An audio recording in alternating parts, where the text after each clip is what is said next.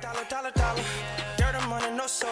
Had to go and get it, ain't no time to kick it. Got a stack and flip for my foes. Dollar, dollar, dollar, dollar.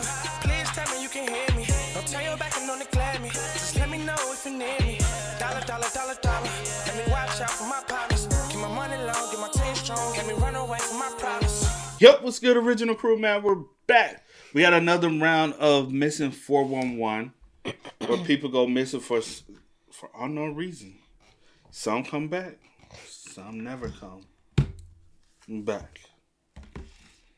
And is it paranormal or just strange occurrences? Yeah, boy.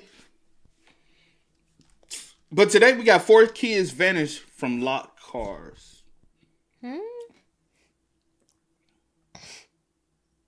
What? Okay. Yeah, you see the title. Yeah, okay. But hey, with that being said, before we get into it today, make sure you check out the links in the description box. Down below. You already know where to go if you want to first support. All you gotta do is check out down below. Also, if you enjoyed today's visuals, like it with a thumbs up. And we're highly appreciate it, man. But let's dive into it. Let's see what Ballin got cooked up with this one, man. You ready? I'm ready. Let's go. Missing all over North America under baffling conditions.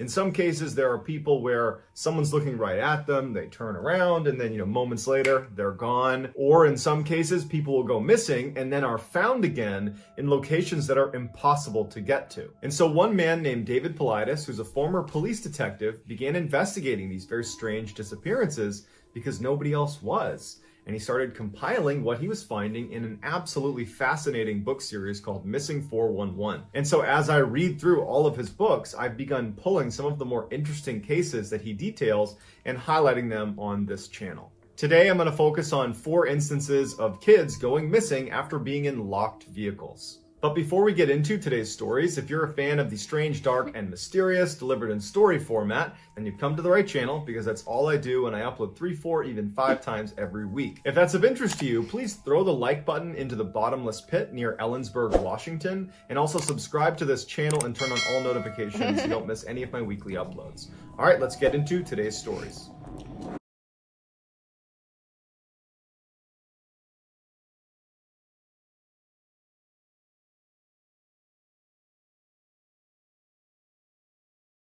On October 16th, 1930, John Sullivan, who was with his nephew, Lawrence Sullivan, who was only 3 years old, they were driving together in the middle of the Nevada desert. They were about 150 miles away from Reno in this very remote area.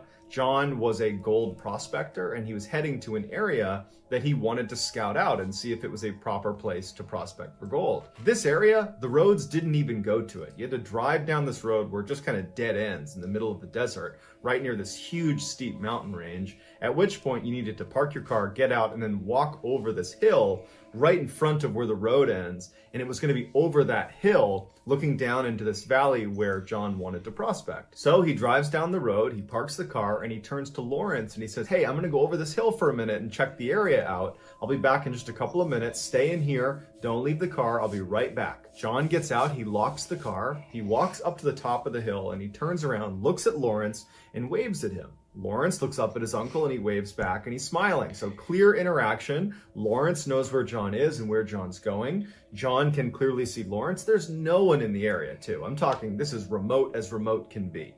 You're just right up against this mountain. That's the only thing going on in this area. So John turns his back on Lawrence. He goes over the hill. He's now out of sight of the vehicle and he does a short inspection of this area that he wanted to prospect. He goes back up over the hill and he sees immediately that the door is now open and Lawrence is not in the vehicle anymore. John is not immediately concerned because it's only been a couple of minutes. He can't have gone very far and there's nowhere to even go. There's no trees. I mean, basically it's just this mountain right here. But beyond the mountain, there's really nowhere to go. So he goes down, he looks in the car, he looks under the car, he's yelling for Lawrence, no response. And sound carried really well in this area. After a little while and he can't hear anything, he hasn't seen Lawrence, he's starting to get very desperate because they are in the middle of nowhere and the temperatures are going to drop well below freezing at night. So John has to make this totally painful decision to get in his car and drive and get help.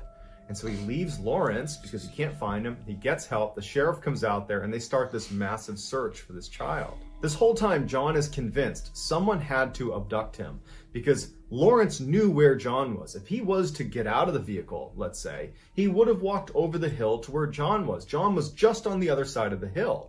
It doesn't make any sense that Lawrence would get out and wander in a different direction. He would have gone to John. They were very close. He might have wanted to see what he was doing on the other side of the hill. In the first few days of the search, they can't find any tracks of the child or another person that could have potentially abducted him, or even tracks of an animal that could have potentially taken Lawrence away. There's just nothing. They did find his hat, but that was it. There's no other evidence to go off of. And so after 4 days of searching, the newspapers began running headlines about potentially an eagle swooping down and taking Lawrence away, because that's all anyone could speculate given the fact that there was no tracks anywhere and that his hat had fallen off. At this point, the police feel totally helpless. They don't understand how this child has managed to evade capture. They're not ready to accept that an eagle has taken him away. And so the police bring in a Native American tracker who was known in the area as an exceptional tracker. So this tracker comes in and manages to pick up a partial trail of this child.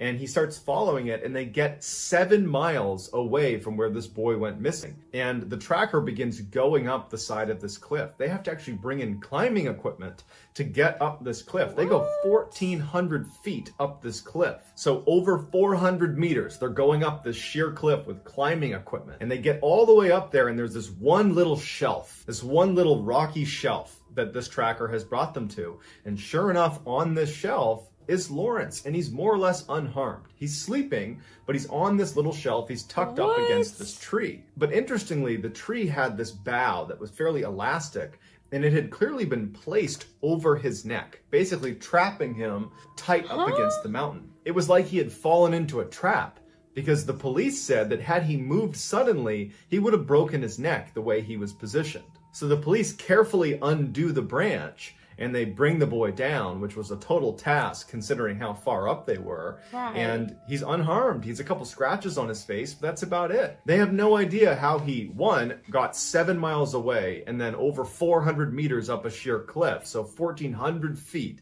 up a sheer cliff that adults needed climbing equipment to get to. And then how did you survive the below freezing temperatures? You were out here for nearly a week. Nobody knows. What? I may have missed this. How old was he again? You probably don't remember. I didn't get that. No. Damn. Like he was young. Yeah, because I was about to make up age. He was young. But what?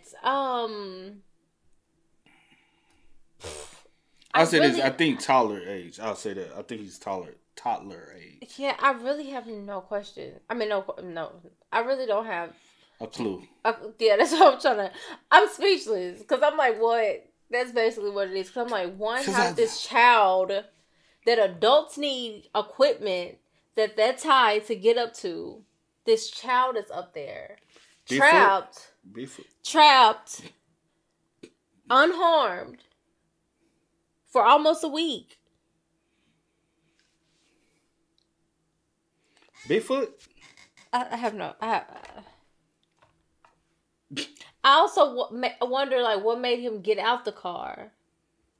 Like, what was the, like, you know? Maybe he thought this gesture meant, like, or was the signal telling him to calm, and he got out the car, wanted to go be nosy. Kid's nosy. Yeah, or maybe he seen something or heard something or was intrigued. But still, how did he get up there? Regardless of how he got out the car, how did he get up there? That's my question. At the end of the day, to be real. And survive that long.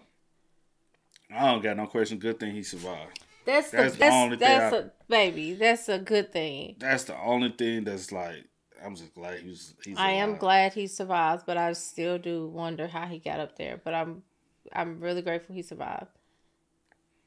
That's because when he said an eagle, I said eagle does make a lot of sense. Even to be on that cliff where he's at. Yeah. But the only reason I'm like, is there a possibility with the branch being wrapped around? Being wrapped. But also I wonder, like, if, like, say for instance he did get out the car and an eagle come and, like, I'm pretty sure he would, like, scream or something. You said that the sound travels. I'm pretty sure the uncle would have heard him, like, screaming or something. Maybe he didn't scream. Maybe he thought, maybe he's, like, you know what I'm saying, having fun. Maybe he didn't sense danger. Yeah. But yeah, that's crazy. But yeah, I'm glad he survived though. Yeah. Other than that, I have chunked this up to no clue. On October 19th, 1973, James and Carol Duffy decide they want to go camping. So they have this big RV camper and they load up their 2 kids, Jimmy, who was 2, and Natalie, who was a little over 1 year old. They load them in the RV along with their 2 cats, and they take off for Lake Wenatchee, which is in the state of Washington. It's this beautiful campsite where lots of people with RVs would park right up against this lake. So they make it to Lake Wenatchee, they park their RV, they all get out, they're going on a little walk, but the kids seem fussy, and so Carol and James decide to put them down for a nap. Carol takes the kids inside the RV, she puts them down for a nap. They're in there with the 2 cats. She shuts and locks the RV and goes outside. At this point, James says he wants to go scout for a good hunting spot around where they were camping. And so James takes off and he's looking for a place to go hunting. And Carol decides she's going to walk a little ways around the lake, but keeping an eye on the RV the whole time. And also James was within eyesight of the camper as well. And after about 15 minutes, James goes back to the camper and checks on the kids.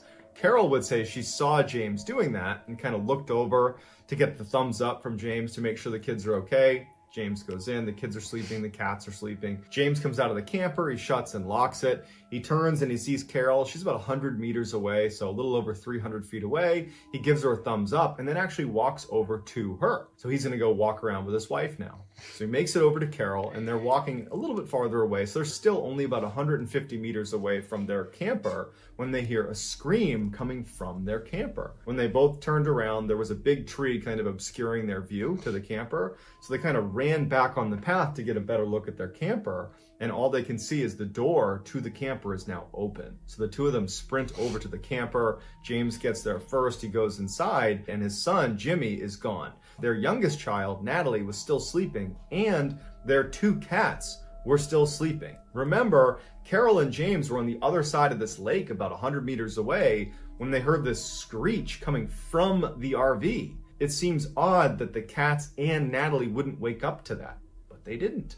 After an initial frantic search of the area where they can't find Jimmy or any sign of Jimmy, they call the police, they show up, and they begin doing a search themselves. And after 2 hours of aggressively combing this whole campsite and talking to all the other people that were there, there wasn't that many people there, so they were able to interview everyone, and everyone had an alibi, no one was near their camper. The police start to feel really suspicious about Carol and James. And in fact, they straight up accuse James of hurting his child and trying to cover it up. But James and Carol swear they were on the other side of the lake there, they heard that scream, they ran over, this is what we found. And so for 4 days, there's this massive search with canines, helicopters, you name it. They are combing the area, they're interviewing everyone they can. There is nothing, no sign of this child. And so the suspicion that Carol or James had something to do with the disappearance of this child only grew. And so eventually both parents were subjected to a polygraph test and both stuck to their story and both passed. They had nothing to do with the disappearance of their child. They were telling the truth. The police still felt like there's something off here about these parents. They must have had something to do with this. And so they really dug into their backgrounds and the family backgrounds, talking to friends and family. And every single person in this family's circle and even outer circle said, no, they care about their kids. They would never harm Jimmy. But through their digging, one thing that did come up is that Jimmy was actually considered a very frail child that basically couldn't do anything without assistance. So between the polygraph test that rules out the parents as being potentially responsible, and now this information that Jimmy was this very frail child who's also two, right? He didn't get up, open the camper, escape, and then evade this massive search effort. You know, that didn't happen either. So all you're left with is abduction. But the police, they basically cordoned off this whole site and were able to account for every single person that was in the park at any time while the Duffys were there.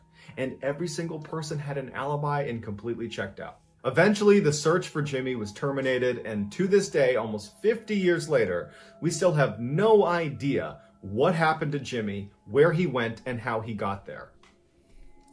What? That's crazy.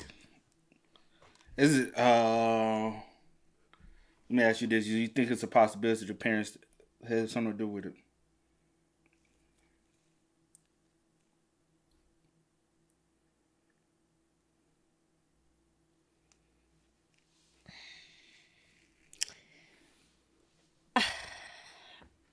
Am I talking to myself? I'm thinking. Or am I talking to... Please chill. I'm thinking because my gut wants to say no, but also anything is a possibility. But I kind of want to say no because I'm just like in my head, like I do know that parents, you know, you do have some evil, monstrous parents that they will do things, but then I'm just like what's like. I don't know. I don't want to put that on them, but then again, it's kind of like, what happened? Me, 20% chance that the parents had something to do with it. Just 20%. Did we check the lake? Did we comb the lake, make sure there's nothing in that bottom of that lake? Did they do that? That's a good question. Because we don't know that information. Don't know that. We're not privy to that. Is it a possibility James was abducted? 80% chance of that. It's an 80%. Yeah, I'm saying for my yeah. Those are the only two things that possibly the parents did something. I'm not gonna rule them out until 100%. But I mean, those are the only options anyway. Either he was abducted or the parents did something like those. That's the only thing you can go with. Then, in this scenario. if we want to go deeper, is there a possibility that Jimmy is still alive? There's a small percentage chance. I'm going to give it a 10 to 15% chance that he's still alive. The other percent to me is he's gone. Yeah. Unfortunately. Just because y'all accounted for everybody who checked in doesn't mean y'all accounted for everybody that was actually there. True. Because if someone came, got him, snatched him, and got gone. They out of sight. Yep. So by the time y'all get there... Or also, everybody in this campsite, whatever, is everybody 100% checking in. So that you never know in those type of situations. From watching the missing person cases that we watched earlier today, that like made me realize how quick things can happen. It happens, and how easily missing people can still be in the presence of everyone. Mm-hmm. That boy could have still been there, and y'all did not even see it. Because they could have had a hidden compartment on their RV that was also soundproof. Mm-hmm. So, say for instance, we kidnap him. That's what we do. Stash him in this compartment because he's 2. Yeah. While y'all check out RV or whatever, y'all can't find him. Mm-hmm. We got scot-free. Don't forget, a lot of kids do get kidnapped by parent or couples that can't have kids. Mm. And so they will kidnap a kid and raise the kid as their own. Yeah. Or a lot of offenders be out. And you can't put it past that somebody could have been an offender.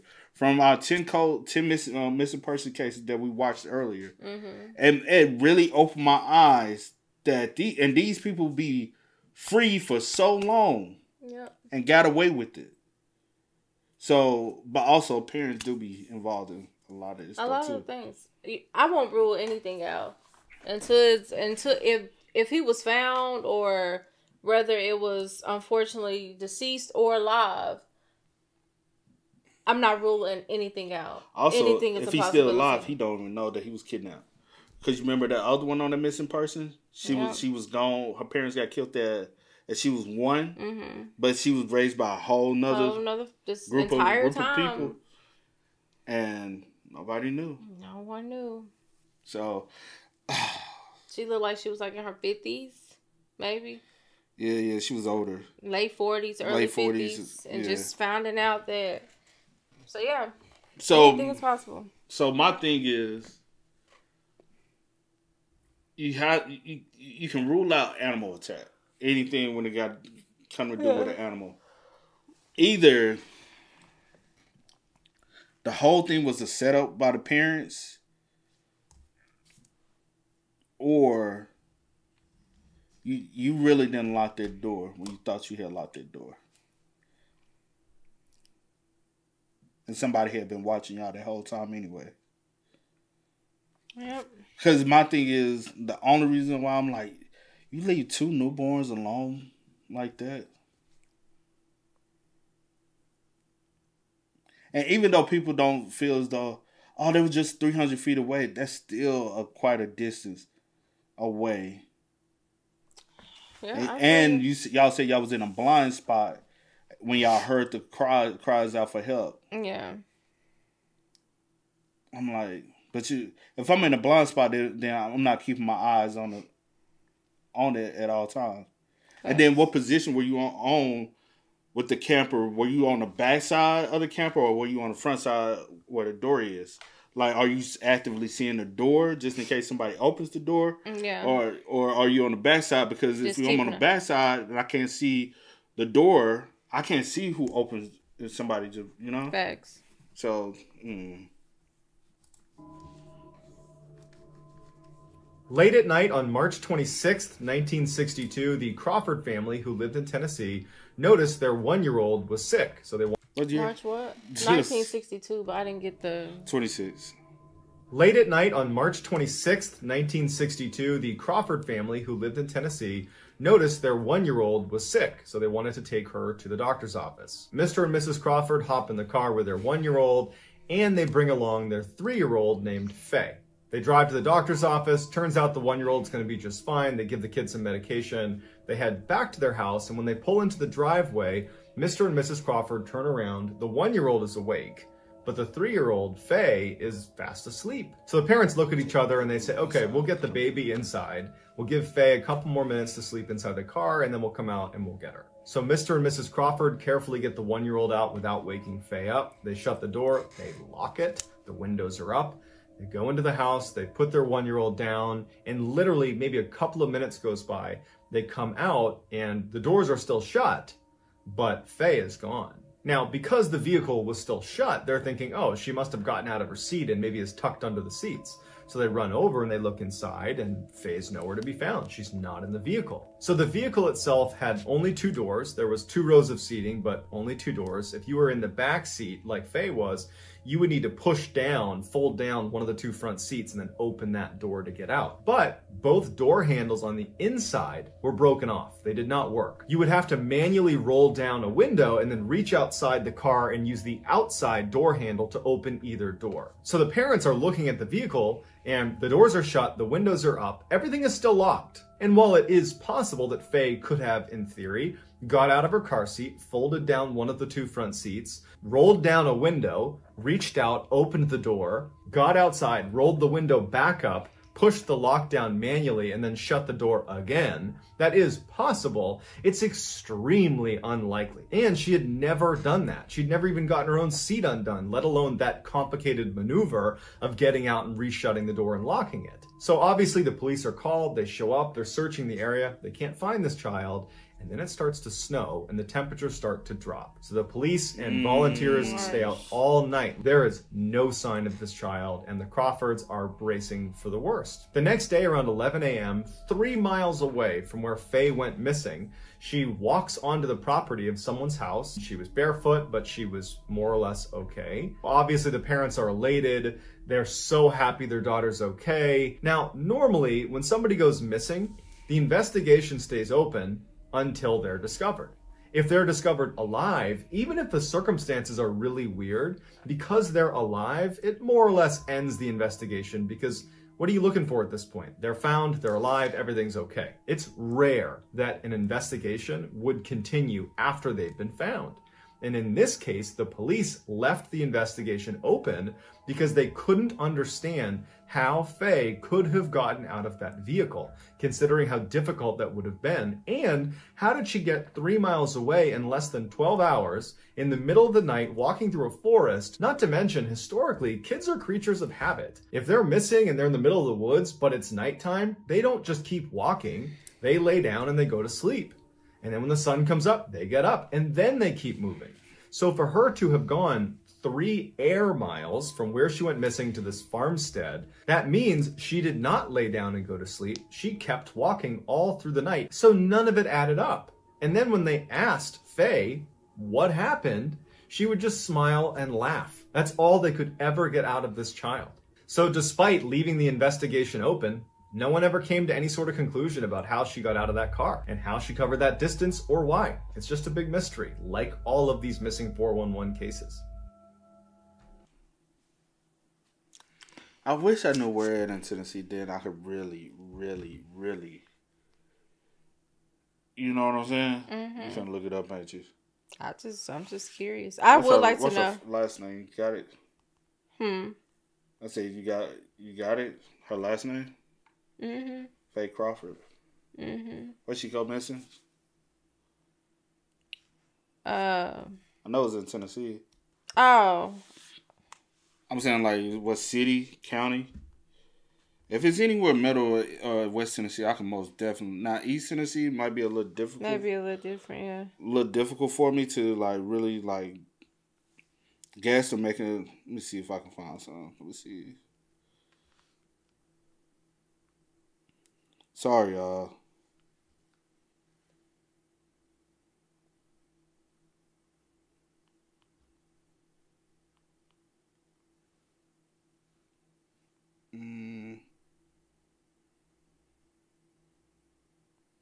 That's another phase. Hold on.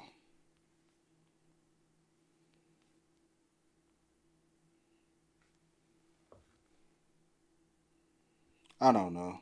But I'll say this. Oh, Branch, Tennessee. Branch? Branch. Like a branch. Branch, Tennessee. Let me see where Branch, Tennessee is. Sorry. Let me see. So it's dang, it's East Tennessee. Oh, is it East Tennessee? I was like, it has to be East Tennessee because I don't really know a lot of the. It's a Fall Branch, Tennessee, but it's not a Branch, Tennessee. It's a Fall Branch. Let me see. It probably said. Let me make sure it didn't say. No, it just said Branch, Tennessee.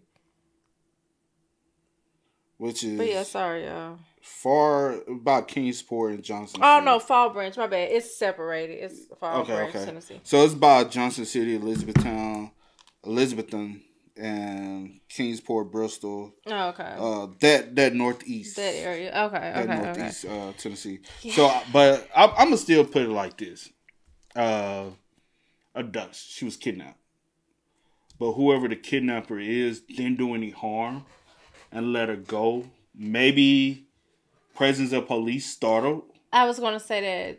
As far as like with the kid, because that's the only thing I could think of. Because if the doors didn't open from the inside where she was at, she's never folded the seats down. She's never got out of her car and this seat. Is low key a janky car. Right. She's never rolled the windows down and then been able to roll them up herself. Shut the door. The doors are still like nothing. And it's nothing a possibility. Of that makes sense. Whoever took her, she possibly could have known them too. Could have possibly, or seen it before. But what I was trying to say, I'm with you as far as like somebody took her, freaked out, and just like let her go or whatever the case may be because of the presence of like so many police to search and all that, and they was just like whatever. Probably, and it probably happened so quick that they were like, damn, what? Like, yeah, you know what I'm saying? That's the only thing I can think of because I'm like. There's no way she got out of that car herself. The way that it was so janky and like you have to do this and that and trust me, I know janky cars. You can still get in a janky car. Not a 3-year-old. No, I say inside. Inside, yeah, but I'm saying like getting. Trust me, I know janky cars. But I'm saying like a 3-year-old being able to get out on her own. No. I'm saying a kidnapper. I'm saying it's somebody. That's what I'm saying. Like a 3-year-old, her getting out the car. Hell, no. Can you even imagine a 3-year-old even knowing how to? Yes, I can. My niece. I was like, yeah. My niece be doing that, you know. Yeah. But the old mechanical back way. Then, we didn't have we didn't have that. And them car was that joint was still. Well, and let me say this, and I said back this was 1962, but even when we didn't have that. You had to them joints that used to be hard to roll. You. Fags, the ones that used to get them heavy doors. Maybe a workout, bruh. So just imagine. And the door handle was broke on the inside, and what if they thought they locked the door, but didn't lock the door, right? And whoever the kidnapper is locked the doors.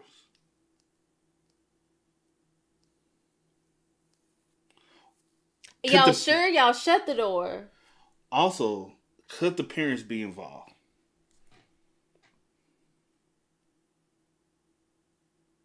Like, what involvement you think they have? What do you think they... I never rule parents out. Only reason why I don't rule parents out is because of the history of certain things. and parents be very sus. This I will say this. One thing that was sus for me is the fact it's two of y'all. You grab Faye. You grab the other 1-year-old, your sick daughter. Why would you take one? It doesn't take both of you to take a 1-year-old in the house. I agree. You grab her. I would never leave my child, even if I'm running in the house for we'll let her sleep a little longer. Why would we do that? But I do know some parents do be doing that, but they stay in the car with them. That's different. No, I know that. No, I was just finna say. Yeah, I know that because you don't want to interrupt their nap time and stuff like that, especially if you have them on a schedule. I'm sitting in the car with you. I'm saying, why? Like, if that's the case, sit in the car with her. Sit in the car with her. I would never leave her unattended for y'all to take a 1-year-old in the house and put her down. No, we can get both. No. Technically, at this point, pick up one child. You pick up the other child. It's a 1-year-old. That's an easy carry. The 3-year-old, the dad takes the 3-year-old, the mom takes the 1-year-old. In March, in the cold. Because it do be cold here in March. And it will actually still snow in March here. It's cold. That's when we get majority of our That's snow. when we get majority around. And y'all in East Tennessee. It's colder in East Tennessee. And it snow more. I'm not leaving my child in the car for her to sleep a little bit longer and we'll come back out and get her. It's cold. It's already freezing cold. I don't even care. They said it was just for a few minutes or whatever. What's the difference? It's freezing cold. She has no heat. Right. What's the difference of a few minutes of you going ahead and getting her and letting her sleep for a few minutes? There's no... It doesn't make sense to me. Basically, is what I'm trying to say. Make a long story short. But anyway, yeah. That does make it a little scary. And that's the reason why the daughter don't say nothing, because she like, Mommy and Daddy told me to be quiet. I don't know. I'm not saying that or whatever, but I'm just saying that part of the story just didn't make sense to me. It didn't sit well with me, and I didn't agree with it.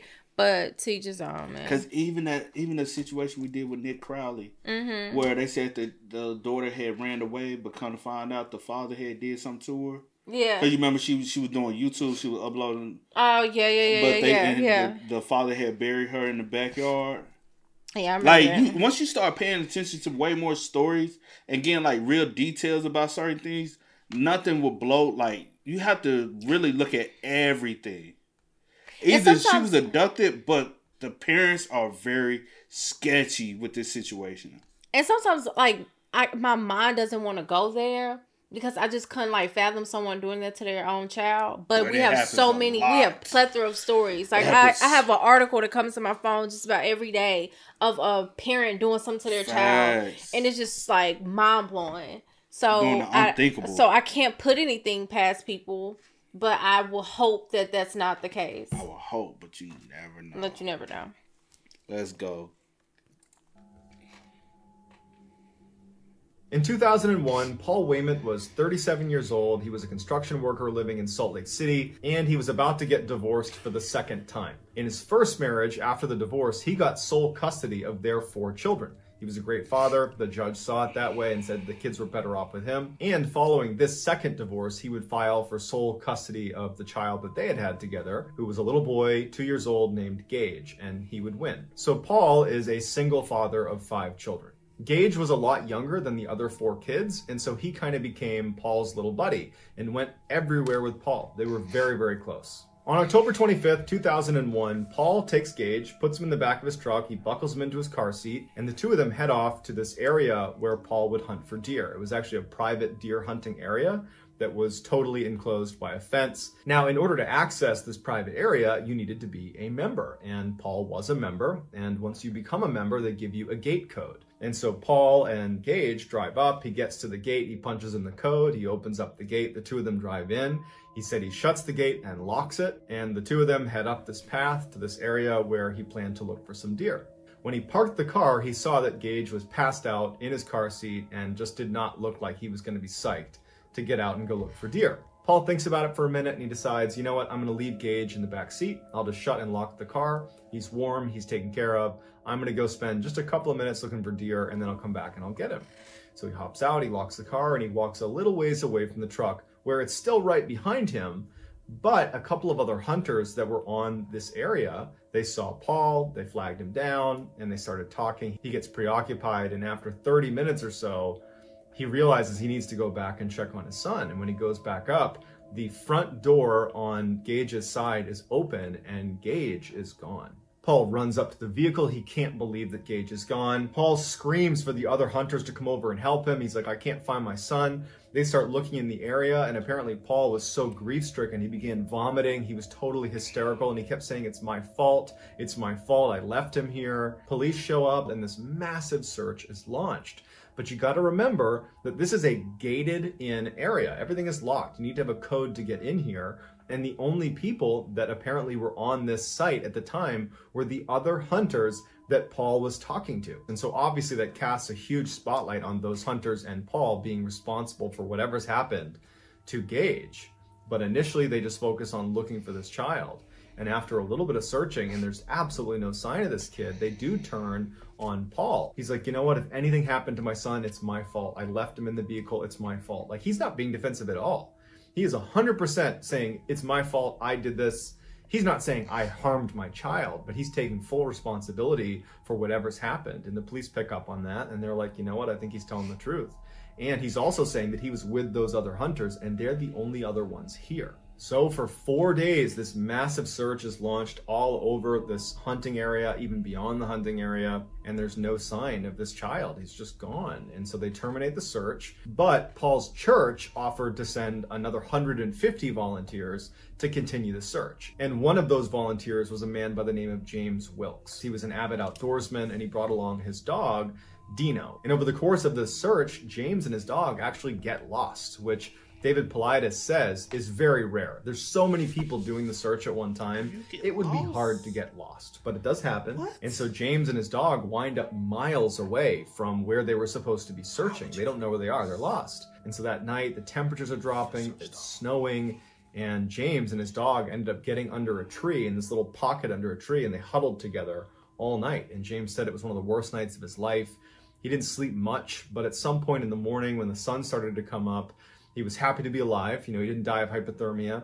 And he and Dino start walking. And they've only walked a couple of minutes when the dog stops and he starts licking something on the ground. And he looks down, and under a couple inches of snow, it's the body of Gage. James scoops up the body, and for hours they start walking back kind of generally towards where he thinks he needs to go. He ends up finding a fence that he recognized, and since he was exhausted from carrying the boy, he placed the boy's body near a fence post that he knew he'd be able to recognize, and he and Dino made their way out to the search and rescue headquarters, told them where to find the boy's body, and they went back and they collected the boy's body.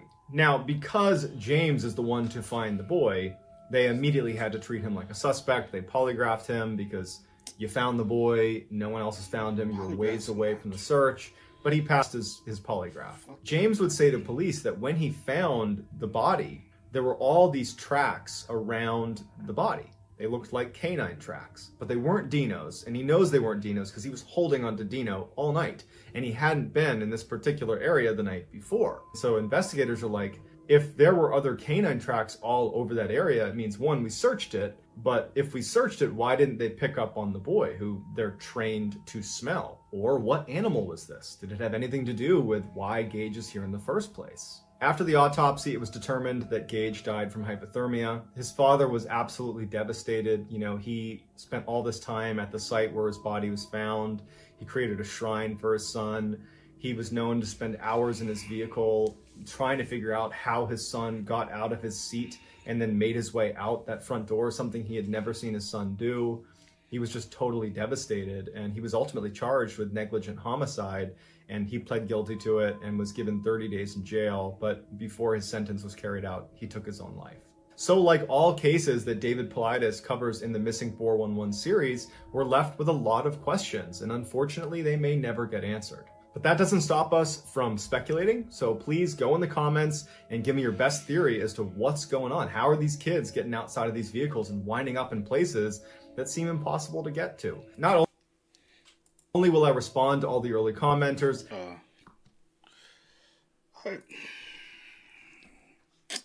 let's do it out of the respect of... I would have liked to know Gage age. 2. He did say 2? 2. He was 2. Okay. I guess I missed that part. He's My bad. 2. He was the youngest out of the 5 kids. Okay. I missed that part too. What else? Okay. You got I don't think I question? wrote it down.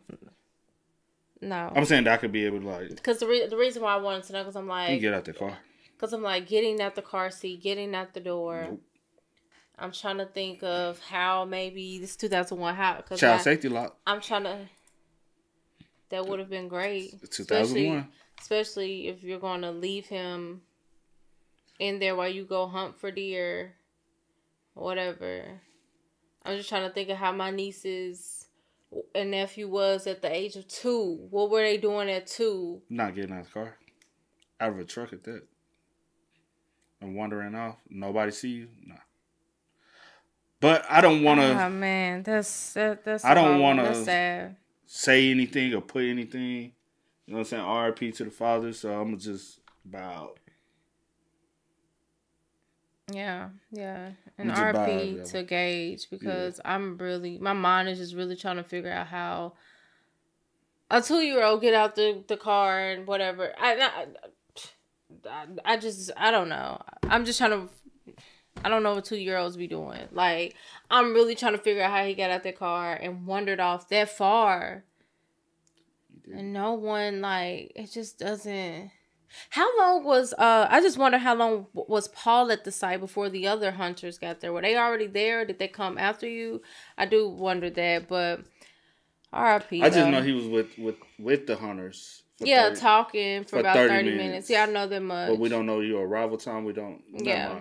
I don't want to. It's not like, you show respect. Like, I understand he's deceased. I'm saying I don't want to say what I really want to say. Just so. Okay, well, we can move on. But, yeah, these stories were definitely I'll talk crazy. to you about it. I just don't want to, The first story, they found... Oh, they found him, Lawrence. Yeah. They found him, but... Oh, they found... No. Yeah. They didn't find the second story with James and Carol. Faye and Lawrence was found alive. And then Faye was found, and then the last one... and he was found... Gabe and Jimmy. Jimmy, we don't know what happened to him. Jimmy, we don't know. And then Gage, they did... RP. RP. They was able to find him. Yeah. But okay, y'all.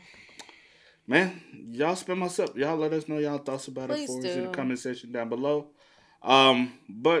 And feel free to let us know y'all thoughts about it in the comment section down below. But until next time, y'all know how it goes, man. I do go by the name DJ New Kid. This is Sierra Nicole. We are. Kid and Cee. We are. Go and get it, ain't no time to kick it. Got a stack of flip for my foes. Dollar. Please tell me you can hear me. Don't turn your back and don't neglect me. Just let me know if you need me. Dollar. Let me watch out for my